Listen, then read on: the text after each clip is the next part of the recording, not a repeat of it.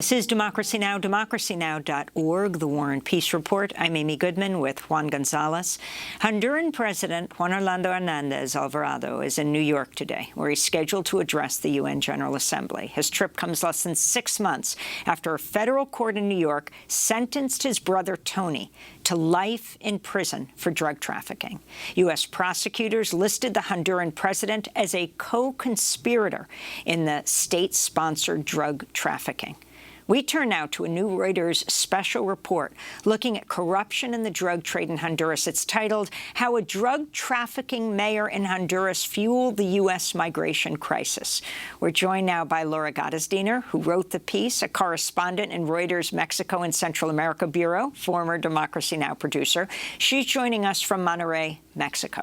And we're joined in Washington, D.C. by Adriana Beltrán, Executive Director of the Seattle International Foundation. Laura, congratulations on this investigative piece. Why don't you lay out what you found? Sure, and thank you so much for having me.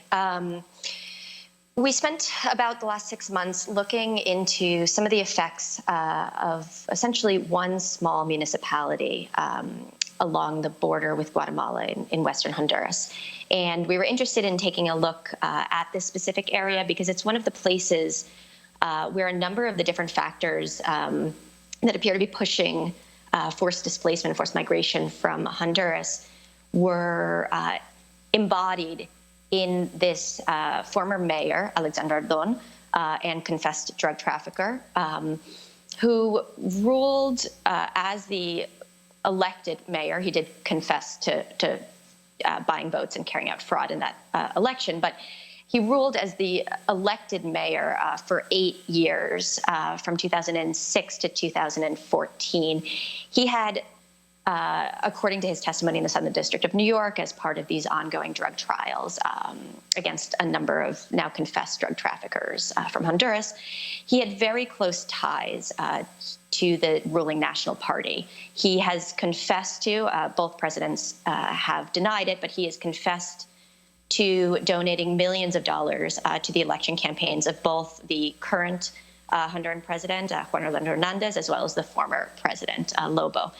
He also, again, according to his testimony, was the link between, or helped facilitate some of the links between El Chapo Guzman, obviously the convicted Mexican drug trafficker, and the highest echelons of the National Party in Honduras, including, according to his testimony, facilitating $1 million payment for Juan Hernández's campaign.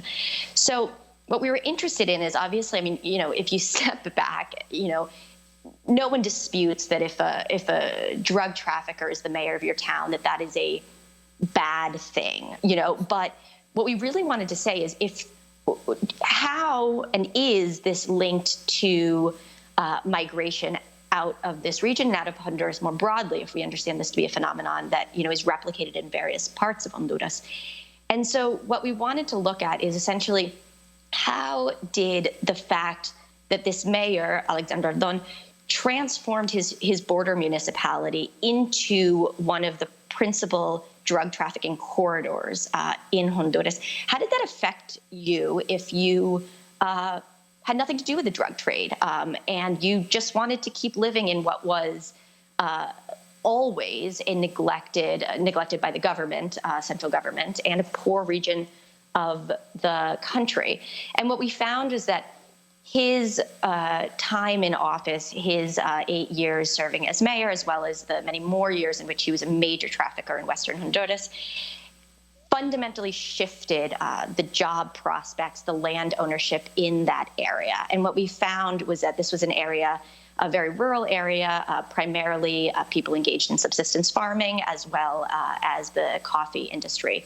And what we found was that this mayor, and this is a phenomenon that many excellent anthropologists have looked into and see that is replicated across parts of Latin America, we saw that he and his associates essentially bought up large swaths of land that had previously been dedicated to the coffee crop, razed those, essentially destroyed those farms, and turned it into cattle grazing areas, because cattle is essentially requires large tracts of pasture land, which allows one to essentially have hassle-free corridor for trafficking cocaine. This is not something unique to this one municipality, but what we found was that when the the area under cultivation for coffee fell, both in this municipality as well as all of the surrounding municipalities, the number of jobs available to day laborers, landless families fell dramatically. And, according to human rights experts and many migrants that we interviewed both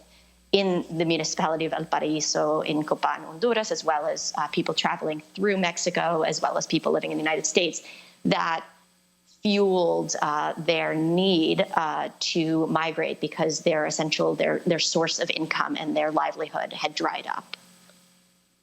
And Laura, what's especially revealing about your article is this connection to what's happening, not only in terms of insecurity and drug trafficking for the populations, but also of the loss of jobs. I mentioned earlier in the show that the Census Bureau report showed that there'd been 26% increase in the Venezuelan population, but the second greatest increase among Latino groups in the country over the last 10 years has been in the number of Hondurans and Guatemalans. Over 1 million Hondurans now in the United States, over 1 million Guatemalans now in the United States. And so much of this has been in the last 10 years after the coup that occurred in Honduras in 2009. And most Americans don't seem to make the connection between what happened there and why so many Hondurans are appearing at the border. Your thoughts, you interviewed one family, the Bautista family. Can you talk about them as well? Yeah, thank you so much for that, Juan. I think that it's incredibly important sort of to see this period of Honduran migration, which is distinct from other migrations from Central America, from Guatemala, or from El Salvador, for example, because we're really seeing the majority of the people who are now living in the United States coming in the last 10 years. So, for example, this year, according to CBP data, approximately 250,000 Hondurans attempted to enter the United States. Similar figures for 2019. So really, we're seeing a dramatic increase of people who, from when I speak to them, and Monterrey, Mexico, is part of a major city and one of the many different routes migrants take through Mexico. But people really describe feeling that their life has become unlivable in Honduras, and that is certainly the case for many members of the Bautista family. I had the opportunity to meet one member of the Bautista family, Milton, here in Monterrey as he was he was reaching the Texas border, and he stopped here in Monterrey for a short period of time. And, as we talked and as we conducted an interview outside of the shelter, he described having left home at 13. He's now 24, so it was over 10 years ago, because his family, his father had been killed under circumstances that were never resolved just before Alexander Ardon took office in El Paraíso, and already as the drug trade was increasing. That, as the oldest son, even though he was quite young at the time, sparked a lot of fear for his mother and for him, about the possibility of increased sort of threats to his life. His family, like other families in rural areas, first fled to a major city. They fled to San Pedro Sula. His mother was working as a woman who washed clothes. But, San Pedro Sula in those years had an incredible amount, continues to, but had an incredible amount of insecurity, violence, obviously low wages for internal migrants, people who had fled from the countryside. She came back to El Paraíso, and in those years, she found that the area had really transformed, and other members of her family, all of whom are not landless. They own an incredibly small plot of land, but not enough to make subsistence farming a reality to live on, all of whom worked in the coffee crop. And as the jobs in the coffee industry really evaporated, and again, it's worth saying these were never high-paying jobs, but they made a living off of it. One after another member of the family, including many as teenagers, tried to reach the United States. Some now successfully live in the United States. According to family members, one father and his one-year-old child disappeared along this very dangerous migration route. Others have been expelled back into Mexico or deported back to Honduras. So it's really the story of a family that over the course of 10, 15 years has found what was already a poor area to become an unlivable area in their assessment, and has really fueled forced displacement as they see it. Milton and other members of the family told me they had never intended to leave where they're from. I wanted to bring Adriana Beltrán into this conversation, Executive Director of the Seattle International Foundation. This whole issue of the U.S. support for these governments, like Juan Orlando Hernández, whose brother's now imprisoned for life in the United States. He himself was named as a co-conspirator in this, the president of Honduras. And you have Juan famously asking Hillary Clinton when she was running for president in 2000, way back, when she spoke to the New York Daily News editorial board about the U.S. support for the coup in Honduras that deposed the democratically elected Zelaya and brought in these governments. Talk about that history. Sure. Well, and first of all, I just want to congratulate Laura for her brilliant piece. I think it describes and illustrates, bring attention very clearly to this nexus between politics, organized crime in Honduras. That's a problem across the region. And as you say, Amy, to a large extent, the crisis that you continue to see in Honduras and its, democracy has its roots in the coup. And Honduras, has been struggling to build representative democracy, to fight corruption and crime. And what you had, after the coup, while the U.S. did, cut assistance, it was very quick to reinstate assistance. It was a time when you also, with the U.S. failed drug policy, you had a shift in routes to Central America. Organized crime took advantage of the fact that, the government had stopped functioning after the coup, particularly in rural areas where the country, the government itself had very little presence. And that prompted, very quickly re-engagement of U.S. It fueled a significant amount of anti-drug aid that went to these corrupt governments. And as a result, you've had, a rising crime over the years, a rising corruption that has continued to just debilitate the system. And today, I would say, Honduras, and Sarah Shea has greatly described this, you have, a kleptocratic form of government where corruption is the operating system of Honduras. And that has had implications for the government not being able to address the many needs of the population, from security, education, health, addressing, environmental disasters. Again, in a country that, as you know, has extremely high rates of poverty, particularly in the rural areas. So your comment on... Go ahead, Juan. Adriana, I wanted to ask you, the Biden administration has earmarked some $4 billion supposedly to combat the root causes of migration from Central America. Could you talk about, in view of all this corruption that exists, and people don't realize $4 billion in Central America is a lot of money. I mean, the entire budget of the national government of Honduras in 2020 was less than that, was $3.5 billion.